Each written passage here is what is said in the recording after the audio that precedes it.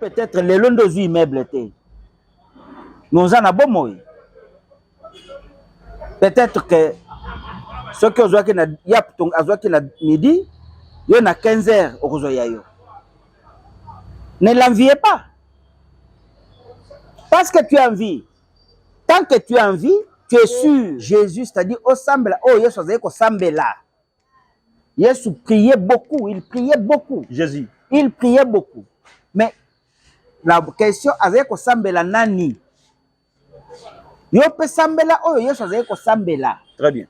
Il ne faut pas que ça, là, makambuya bozoba. C'est une pratique qu'il faut bannir. Lingomba. Vous interdisez directement là que tu peux s'asseoir au front de la dignité. Non, mais pour quel motif? Pour quel motif? Interdiction sur le plan spirituel. Interdite. Moi, je ne viens qu'imprimer la marque. Mais c'était déjà dit. Ouais. Jésus vous dit comment vous croyez en l'enlèvement? Papa, nazalaki chrétien fervent. Il y a une autre question. Est-ce que vous croyez en l'enlèvement? En l'enlèvement physique. Makambo lukuta. Makambo lukuta ya lukuta. Makosi bana na biso mingi. Vous étant qu'un homme spirituel, qu'est-ce que vous pensez aujourd'hui? Il y en a loi Tiani. Bon, na za kolinga koyeba. Loi Tiani ma benango est situé na niveau nini. Finition. La traduction grecque le Josué balobi Yehoshua. Alors, d'où vient Jésus? Si ce n'est pas de la magie. Donc, moto sengeli assemble uniquement Nzambe oya kelaki ye. Qui s'appelle?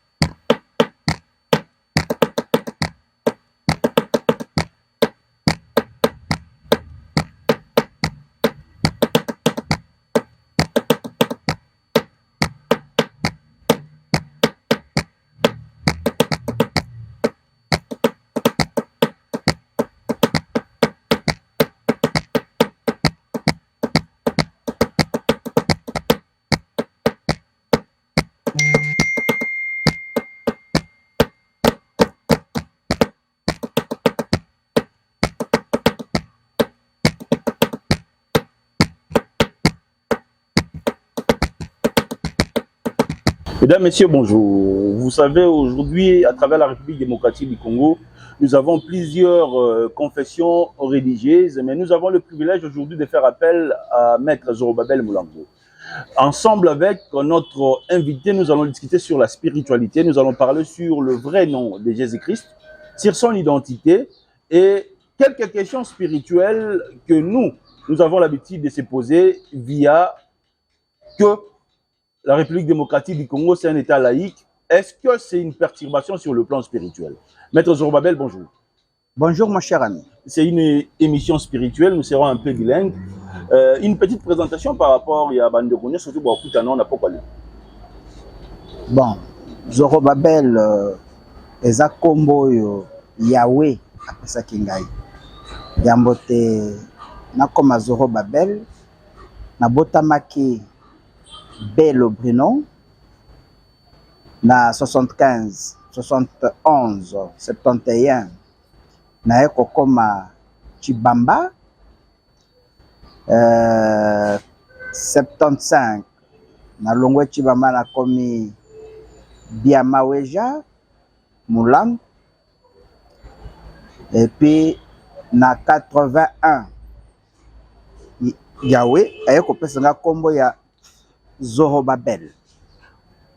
Et depuis, je crois, 2012, République Ndimaki Komboana, Bapesinga passeport, Bapesinga identité, n'a commis Zorobabel Moulang comme nom.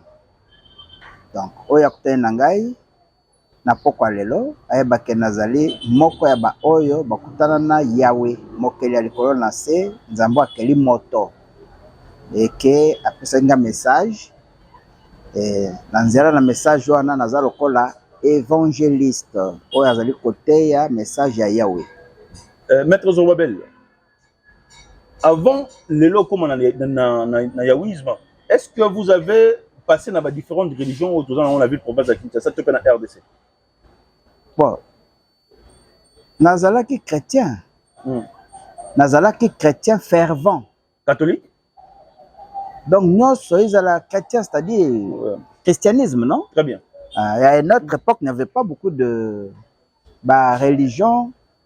Religion zalaki misa tokaka. Catholique, plutôt christianisme. Très bien. Islam, na église mususu, religion mususu ezali encadré na pensée à Bible était. Mais nga nazalaki chrétien, c'est-à-dire nazali na christianisme. Très bien. Et na christianisme, deska na lobi nazalaki chrétien fervent. Cela veut dire fervent ni koloba moto yazali na bondimi ti na se motema na ye oyo elobami yango nde kosalama jusqu'en 75. Très bien. Na 75 nde nazaka na certificat d'études primaires bayekolaka biso boye ya Yesu. Le retour de Jésus-Christ. Oui, et l'enlèvement des fidèles. Très bien. Nandimaka yango. On nazalaka très fervent. Très bien. Tango nandimi to comme na 75. 75 kesil kaou. Lokute salamité. Vous croyez en l'enlèvement? Papa, nazo ebisa yo ngai nazalaki chrétien fervent. Et on a tenu une question. Est-ce que vous croyez en l'enlèvement? En l'enlèvement physique. Makambo lukuta. Makambo lukuta ya lukuta ya lukuta. Makosi bana na biso mingi. Nde sikanga na biso le kelasi. Donc enlèvement au salamate pour nous? Non, ce sont des canulars. Avant d'arriver à l'enlèvement, bat-toi d'abord pour n'abongsa mokili na yo. Ma beleza oyo nzamba pesaki biso. Donc vous allez vivre où? Ce sont les faibles d'esprit, comme j'étais aussi faible d'esprit à l'époque. N'anima qui ma bêtise wana. Très bien. C'est biblique, mais ça m'a cambo lukuta. Très bien. Vous avez passé Nasilisa. Après 81, disons 78, fin du monde était. De benga na kendaki na armée. Parce que ba benga ninga la société, au lieu tanga kelasi yoke konima ba bêtise et conséquences kende na balabala wasala makambo na yo. Nde bona kenda musala soda, naza volontaire 78. Très bien. Na 81 naza déjà soda. Na kuta na Yahweh. Nde nazu message oui la qu'est-ce qu'il n'y a pas la fin du monde. Les abacanulars. Très bien. Nous devons nous imposer sur la terre et posséder notre terre. Gérer notre propre terre. Ma beleza ya biso ezabakoko na biso. Nzamenda pesaki biso et nous devons nous-mêmes assainir notre environnement terrestre. Et c'est dans ce sens-là qu'il va me débaptiser. Après singa kombo ya Yahweh, ya Zorobabel. Il y a Zorobabel, ouais. Non, il y a Yahweh pour na bisa moto nyonso que aye banzambe na ye eza Yahweh nde tata na biso nyonso. Voilà. Très bien. Mes amis, au besoin d'un biso lelo, tu as mis maître Zorobabel Molango. Na ye tu rebête l'isolo à spiritualité, tu rebête l'isolo un destin prophétique lelo ya RDC, tu rebête appelle l'isolo ya actualité parce que maître Zorobabel azali représentant la partie MLCO à travers la République démocratique du Congo, mais tu revends na mingi na spiritualité pour te côté na makambo teli ba question d'actualité. Maître Zorobabel, est-ce que aujourd'hui avantage azali na moto azali na yaouisme, que moto azali musulman, chrétien ou bien kimbangiste? Bon, d'abord, il faut recadrer. Très bien. Pensez, il y a Yahweh na kati ya Bible. Ezali traduite clairement na Ésaïe 19, versets 23 à 25. Ezolo banini. Il n'y aura qu'une seule religion universelle. Naboye ya Zorobabel, religion zaka moko. Na religion wana, Bahab, Bafricain, bakosambela bango mibale elongo na Israël. Sika moko ça fait 3. Pourquoi Israël? Parce que Nzambe ya Bayuda atiaki mebeko na ye na kati ya Israël. Abombi yango eza lokola héritage na eza kuna. Donc okoyo kozala na Nzambe mususu te na mokili soki ezali oyo abimisaka peuple d'Israël na boumbu te. Donc Nzambe wana zaka ye moko baza mibale misatu te. Soki bayebisi yo kimbango aza Nzambe eza ya solo. Po Yesu pa aza Nzambe eza ya solo. Kutino pa aza Nzambe eza ya solo. Banzambe bazali mingi bato ya mokili. Kasi bilima nyonso oyo naza kotanga bango pe bakelemaki mingi babotamaki na basi. Lokola nga pe nabotami na mwasi. Mais mission naza na yango ezali ya yo. Osambela susu moninga no moto te. Osambela oyo akelaki na yo na mutu wana. C'est-à-dire soko ozongi na christianisme esengeli olongwa na dimension ya koeleve Yesu, mais osambela o pratiquer Jésus, c'est-à-dire osambela o Yesu azali kosambela. Yesu priait beaucoup, il priait beaucoup. Jésus. Il priait beaucoup. Mais la question azali kosambela nani? Yo pe sambela oyo Yesu azali kosambela. Très bien. Il ne faut pas que sala makambu ya bozoba. Po moto ana mbongo, po moto akitoko, po moto aza na situation allez akomi Nzambe na yo. Au sang joli. Non. Tozali biso nyonso sur le même pied d'égalité comme des créatures bikelamo. La preuve, Jésus est mort, mais yawa kufakata. Kimbangu est mort, mais yawa kufakata. On ne peut pas se dire Dieu est mourir parce que kokufa ezali faculté à batomokili. Donc, esengeli moto ebake l'air baza kotange sabino likambo ya Marc chapitre 11. Marc chapitre 11. Verset 22. Vous ne devez pas mettre votre foi en Jésus-Christ. Un homme ne peut pas mettre sa foi à un autre homme. Jésus a dit, ayez foi en Dieu. Quand tu dis ayez foi en Dieu, et la réponse est aussi claire. L'air batuni motunawana, alobi nzambe nangai ezali oyo bino bayuda bobengaka, tata nangai ezali bino bayuda bobengaka nzambe. Mais le Dieu ya bayuda c'est quel Dieu? C'est Yahweh. Eloko ya mibale. Ya misato ningina clôturer sikawana. L'air Yesu que vous appelez Yesu, aye. Alobi boye. Na ye koboma mobeko te, to koboma ba prophète te.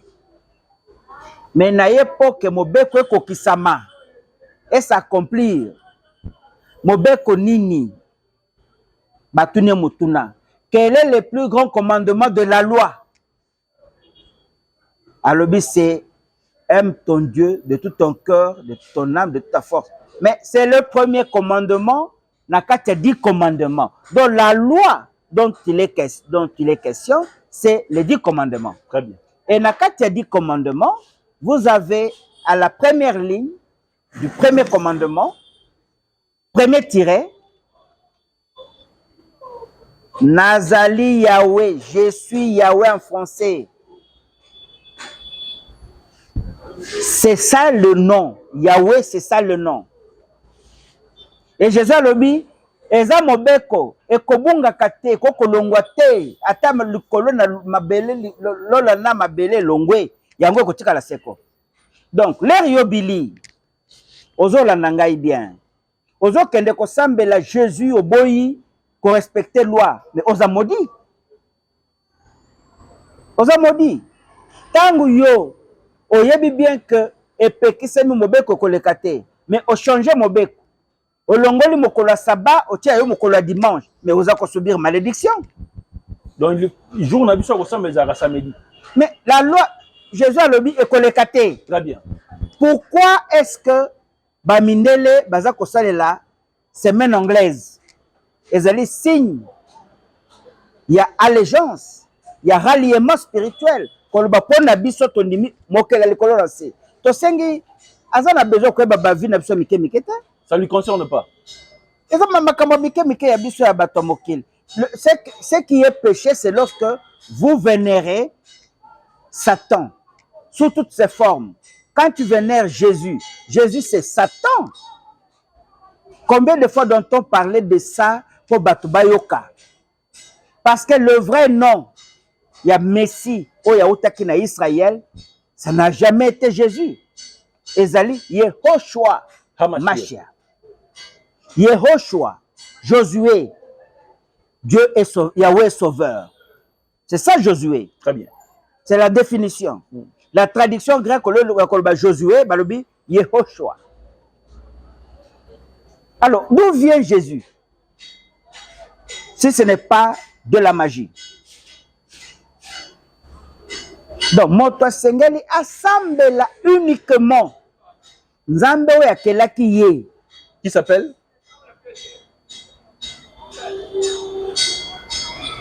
Azaka Moko. Ouais. Voilà. Très bien. Bande Robozo Landabiso, Toyambi, Maître Zorobabel Moulango. Aza Yawist.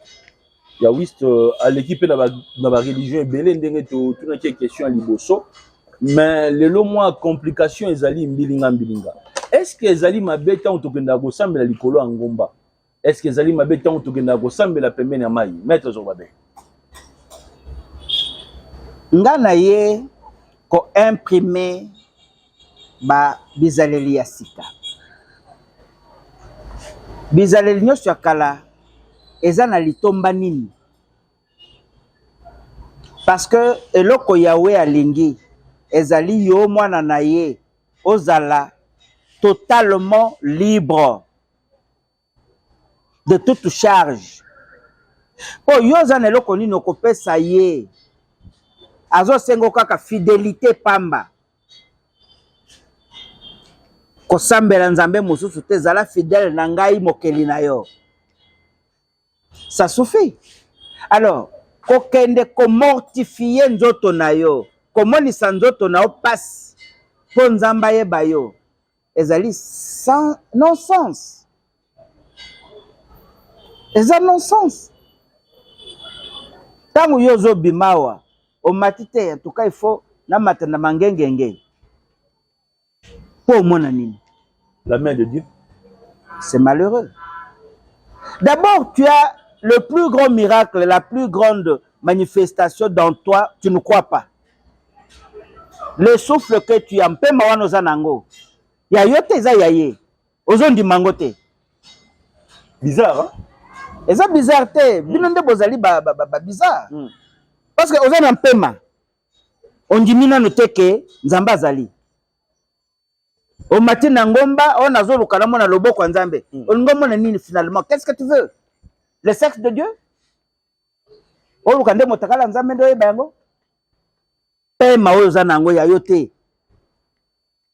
Akoki kozwango à tout instant. Tu ne crois pas. Soka ka babeti tangwa.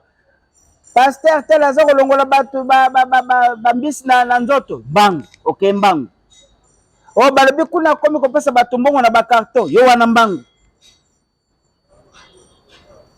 Alors que ozana nzambe siko zali. Mpema wana bomo ina. Eza bon nzambe? Eza na kati na yo? Commence par croire ce qui est en toi. Ce n'est pas comme ça.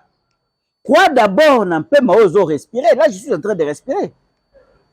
Je respire. Je suis en vie. Puisque je respire, je suis vivant. Mais nanyango kolompe maoyo. Voilà, c'est ça la situation. Donc, Komata Bangomba, c'est la manifestation de l'incrédulité.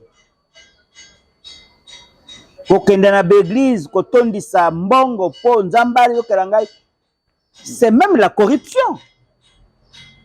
À l'égard de qui? Mais c'est que vous, à l'égard de celui qui fait cette pratique. Très bien. C'est une pratique qu'il faut bannir. Il y a Lingomba. Vous interdisez directement là que tu peux s'asseoir au front de la dignité. Non, mais pour quel motif? Pour quel motif? Interdiction sur le plan spirituel. Interdite. Moi, je ne viens qu'imprimer la marque. Mais c'était déjà dit. Ouais. Jésus vous dit comment yoko ki kokende une église au pesi offrande motiki mama oya boto nanzala. Nanda kuyozo kana le kino mwasite. Nanda koyoka na nande kono mbalite. Moke ko sambela. Avant au sambela, commence d'abord par te réconcilier ou te concilier avec tout le monde. C'est ça la première offrande. La Bible n'est pas les offrandes n'est pas biblique. Ce n'est pas ce que d'abord ce n'est pas interprété, ce n'est pas biblique. Il faut être très clair. Très bien. Ce n'est pas biblique. Ce que dit la Bible, ce n'est pas ce que les gens comprennent. Lorsque baza kolobana que biloko nyonso ngai nde na keli yango za neloko obonzelanga te. Na sengo bonzelanga nde fidélité na yo. Ce n'est pas tout. Mais quelque part, que Bible est là. Mais qu'est-ce que tu cherches? Qu'est-ce que tu cherches? Non. La Bible est claire encore une fois de plus. Tu as reçu gratuitement, il faut donner gratuitement. Amen. Je suis la seule personne dans le témoignage le plus important que Batonios. Témoignage. Très bien. Bazako se réclamer ngana zali père spirituel na ngai songolo net ba biloko ya seka okokuta bango nso bakana kocha mabonza pa ya père spirituel l'archevêque Mukuna mon cher yo zali moto ya moto puis au fond zali moto ou bien mwana nzambe au même titre que tout le monde. Donc omoni ngai na yepo na moto abima na esclavagisme total na mobumbu. Alors moi, je me pose une question très simple. Nga no kana kanande kolanga mwasite. Nga na mama nanga tolobaka loko mokote. Mais na pesa ka mabonza tous les jours, kutu nazali grand donateur ya mabonza l'église de réveil. Na kota lola to na kota lola te. On a ba téléspectateurs ndi ba otuna biso ba répondre biso parce que avant notre na mituna. Yo poza mutunya mituna mozali croyant. Na tuninde ngai. Bile ngai. Très bien. Na tata na ngana mama toka na kate tokata na vraiment ye kututia kokufa ngai na bana to na boti pona mwasi na ngai tokabwana mais tous les jours dimanche na zaka na église na pesa kama bonza mingi koleka batu nyos na kokota na lola to na kota na lola te. Point d'interrogation. Il n'y a pas de point d'interrogation, c'est très clair. Très bien. C'est très clair que tu n'as aucune voix. Oza nzelo kokende te oza nyama. Très bien. Quel est l'avantage de yaouisme dans la religion? Avantage de yaouisme est na Malachie chapitre 4, chapitre 2, verset 4. Très bien. Ce qu'on dit, mais le combo ya Yahweh, c'est-à-dire que au sali, au babengaka alliance, l'alliance de vie et de paix. Très bien. Alliance ya bomoi, paix ya kimia. Okoko zanga mndako mutu tindato ngipe meuble amutu okoko zanga yango très bien. Mais puisque vous avez une alliance de vie et de paix, ce qui peut être le long de immeuble nous en avons bon peut-être que ce que vous avez na midi il y a 15 heures au Yayo. Ne l'enviez pas. Parce que tu as envie. Tant que tu as envie, tu es sûr que au Kozoa. Mais quand tu n'as pas la vie, au côté de meubles locaux na Tongo, na midio ki otiki yango, comme propriété ya bato mosusu.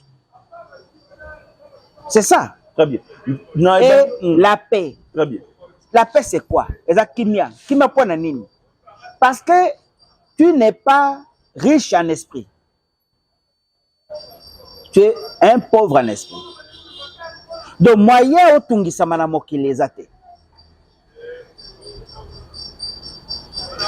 Moto oyo ezali ndako ya molimo. Amen. Et nzoto oyo ekokozala pe ndako ya milimo. Et ce comme ndako ya milimo mingi, c'est que yo nde permettre milimo habiter na ndako oyo. Et ce que milimo habiter na ndako oyo, molimo na molimo ko ya ba exigence na ye. Mais okokoma kuna nde nini? C'est là que kokota en contact na ba pratique magique, ba pratique ya spiritisme, ba pratique ya bondoki, ba pratique wana nyonso ya fétichisme et ko senga ba pesa yo bilima oyo ko travailler na yo. Très bien. Et bilima wana moment mosusu ko pesa so kimia te. Et ben no déranger yo. Et ko déranger makasi. Okozaloza grand pasteur mobeta AVC. Très bien. Obimaka souté. Oza grand pasteur moliara souté. Oh mosusu auto kufa. Abeti 50 ans. 50 ans. C'est à 50 ans que Azaki déjà déclassé. À la fleur de l'âge. Mais grand pasteur. 50 ans. Mbi de Bethel. Déclassé. Moi, dans une place, combien d'années après? À Koufi, à septantaine. Accueilli. Bonheur nini azui. Bonheur nini? À Tiki Temple. Non, bonheur nini yazui. Parce que, qu'est-ce que Yahweh dit? Yahweh lobi, so kondi meli kombo nangai. Okotonga po bamusu ba fonde la te. Okolona po bamusu bali ya te. Okobota po okundaka te. Okomona libota na jusqu'à la 4e génération. Mais ba oyo wana ba osakana na ngai. Kolanda te omoni baza ko prospérer ya lukuta. Baza na malédiction ya 1000 ans. Ya kufi. Soka atikaki bana. Kata malédiction. Bakoko na bango. Malédiction, encore. Il faut avoir ses enfants. Maître Zorobabel, nous sommes dans un état laïque. Est-ce que c'est mauvais? C'est? Nous sommes dans un état laïque. Est-ce que ça m'a bé? Mabé nanini. Sur le plan spirituel. Oyebe. Je dois te dire par exemple que c'est toujours dans l'état laïque qu'on a reconnu aujourd'hui la journée du combat africain, le 6 avril. C'est-à-dire c'est la volonté. C'est la volonté politique. Si la politique voudrait aujourd'hui que Esengeli Batonyoso baye banzambe moko yazali nzambe ya Bible. Tokende te to luka binzambi nzambi moto na moto ngam na komi nzambe ngape na komi nzambe. C'est comme je pouvais aussi dire le kola ngape na kutana kina Yahweh ngape na komi nzambe. Il m'a transmis quelque chose. Non. Tous à la humble. Petit, il faut bien garder ces images. Nabo Moinangai, je me suis jamais autoproclamé nzambe. Simanangai, que personne ne fasse un culte adressé au biso bazorobabélien. Non. La religion qu'on m'a demandé d'instituer zali yaouisme. Motonyo si fois yeba Yahweh nzambe na ye pende mokeli na ye. Tata na ye pe mokeli na ye. Très bien, on nous fait déjà signe que tu tikali na 5 minutes, na aussi ngabo bakira na 5 minutes parce que makambo bien des obi masiko yawa. Vous avez insisté un jour qu'il y a un référendum avant qu'il y ait une élection. Les lois où il y a des pères et de mères, où ils ont créé division entre l'Église catholique, la loi où ils ont séparé la République démocratique du Congo. Nous avons vu l'association des métis au Télémaliboso a parlé du peuple pour réclamer la loi nationale et pour créer division dans la République démocratique du Congo. Vous étant qu'un homme spirituel, qu'est-ce que vous pensez aujourd'hui? Il y a une loi Tiani. Bon, na za kolinga koyeba loi Tiani mabe nango eza situé na niveau nini? Parce que tu peux être un métis de père et de mère. Je connais la famille du général Kibonge.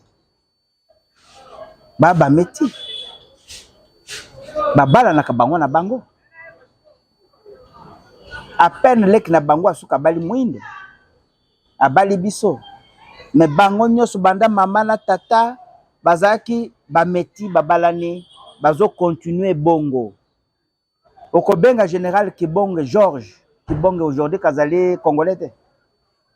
Il est congolais de père et de mère. Nana kanisi le problème ezali situé à un autre niveau. Il y a compréhension. Très bien. Parce que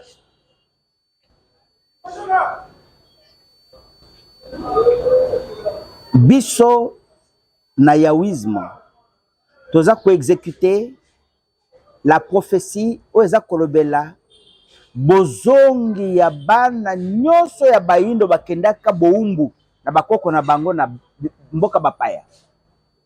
Fo bazonga.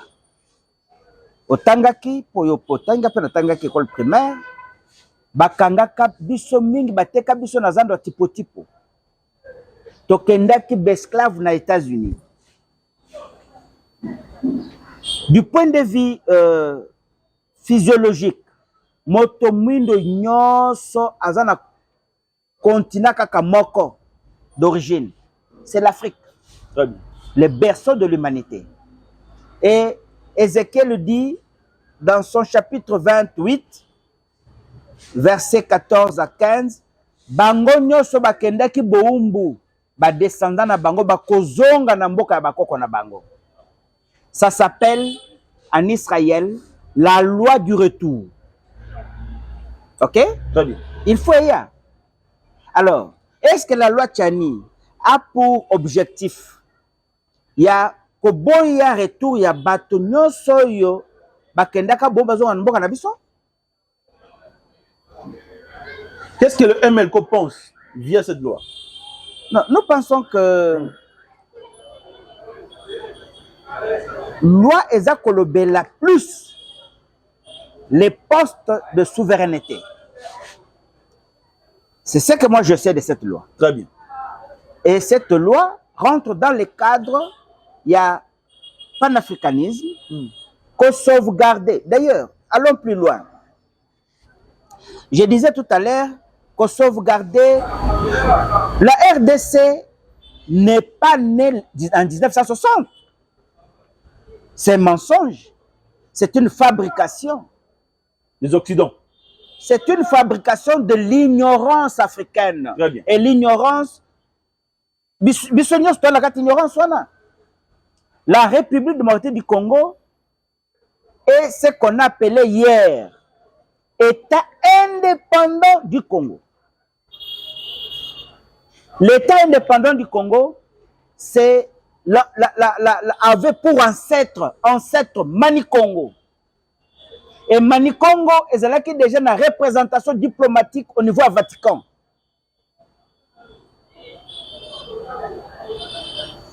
Parce que le Vatican est un gouvernement des États de l'Église. Il y a Bamindele. Et nous, comme Africains, l'État le plus puissant collaborait déjà avec le Vatican, politiquement. Et on avait des ambassadeurs. Au niveau du Vatican. Messieurs, il faut savoir ça. On n'est pas n'importe quel peuple. On n'est pas n'importe quel peuple. Et allez encore pour y que les Kamnaza Kolinga ko communiquer bino lelo et Zabiso mon côté. En Afrique, l'Éthiopie, c'est un pays que tu connais bien, oui? Très bien. N'a jamais été colonisé. Ça, tu le sais? N'a jamais été colonisé. Bah, Italien, bah, échoué. Allez, c'était le dernier descendant, il y a Salomon. Allez, c'est na Nemelik II, la dame qu'on a appelée reine de Saba. Reine ya Batomindo. Vous n'avez pas que Yango. Quand vous prenez le Ghana, Ghana ezali. Ezali mboka oyo ba esclave de bazongaki. Baye kofanda na ba autochtone. Ba esclave nini Batomindo. Donc, na l'ère toza na état indépendant du Congo. L'homme doit savoir, les Congolais doivent savoir que fondateur nango ezalaki Léopold II. Léopold II, c'était un Belge, un Allemand d'origine belge.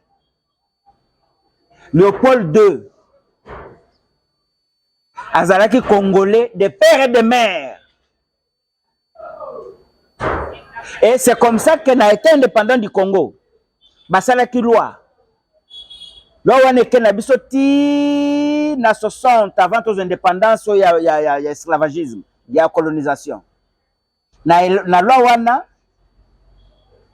quand on est évolué, on est belge de père et de mère. Très bien. C'est-à-dire que aux Congolais, mais aux Belges. C'est-à-dire que si on a la nationalité à Kala, ezalaki Congolais de Kinshasa. Très bien. Azali en même temps belge. Très bien. Le belge, même sur Abotamikuna, il n'a pas de visa à prendre, Azali Congolais. Toza motomoko. Et moi je pense que la discrimination raciale ne nous avancera pas. Très bien. Ne nous avancera pas. Parce que au Moni Lelo,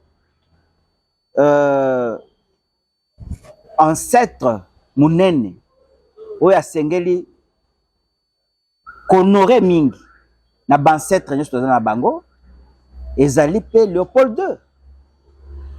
C'est lui qui a d'abord aimé ce pays, qui l'a possédé, qui a fait que à un certain moment à Sombina ba territoire mosusu po tozwa accès na mer, accès par-ci ezaye. Soko lande bestorion ba maele makasi balobi Kinshasa zalaki ya ba français. Très bien. Fallait négocier avec Brazza, hein, de Brazza pour yatika la kuna surtout zo côté oyo. To réussir. Ozomona. Très bien. Mais biso wana banani ezali biso ngana yote. Eza Kimbangu te, eza Mutumindu moko te. Eza belge wana. Merci, Maître Zorbabel. Lorsqu'il parle, vous avez l'habitude de retiendre quelque chose, c'est Maître Zorbabel Boulambo. Azaïna Kinshasa, Azaïna Matadi, Nicolo Aye, on va tourner avec lui des séries, des émissions comme ça pour le veille de conscience. Maître, vous avez insisté sur le référendum. Dernière question, ça va nous aider en quoi? Parce qu'aujourd'hui, il y a des figures de proue au côté du gouvernement, il y a Vital Kamere, Jean-Pierre Mbemba, Antipas Boussania Moussi. Vos impressions et les impressions du parti? Non, d'abord, pour le parti salue leur contribution à l'effort de la reconstruction de notre pays. Ça, il faut vraiment les féliciter. Ce sont de braves. Pendant que Batou Bazali Kokbima na soutien chef de l'État, Bango Bandimi va soutenir, même en dernière minute, pour sauver navire. C'est très important. Très bien. Alors, est-ce que le référendum est allé important? Oui, très important parce que le mécanisme de gestion où est allé la constitution actuelle est allé garantir biso malamouté. Le président de la République, c'est de lui qu'il s'agit d'ailleurs, il y a un visé. Et Sengeli a à la protéger du point de vue interne et du point de vue externe. Amoni, le courage qu'a pris par exemple notre chef de l'État, na débat yaye, na point de presse yaye na Macron, ça a débordé. Mais ce n'est pas un fait de hasard. C'est Dieu. C'est Dieu. Parce qu'à un certain moment, c'est l'esprit qui est en toi qui se manifeste. Amen. Tu peux parler, mais à un certain moment, ce qui est présent dans la katinayo, et koyeba mokolote, koyeba moanate, koyeba nanite, koloba. Et il a parlé. Mais quel est l'entendement? Il y a batata na biso ya lobi. O baza komona ke bangonde babala mama na biso, tozala monoko koloba te. Quelle est leur attitude? Mais il faut que tous allons maintenant protéger vis-à-vis de l'attitude de bango. Très bien. Et pour être protégé, il faut que du point de vue interne, constitution et prévoir une présidence collégiale où le chef de l'État gère avec les 4 vice-présidents issus de tendances linguistiques, de 4 tendances linguistiques, de sorte que crise de légitimité à la terre. Très bien. Parce que la crise de légitimité chez nous est trop sentimentale. Ezali kamboya likunya kaka. Esengeli, Mokongo, Moluba, Mongala, Moswahili, bazala représenter au travers leurs leaders dans 4 espaces présidentiels. Très bien. Merci, voilà. Président. Je vous informe déjà que demain, je serai avec le maître Zorbabel en direct à la radio, à la RTMV. Ça sera à partir de 10h juste, à 9h juste, et nous serons déjà là pour vous attendre. Agolobela biso importance lelo ya référendum. Agolobela biso importance lelo ya loi oyo tiani de père et de mère. Restez scotchés Simonté. Ciao.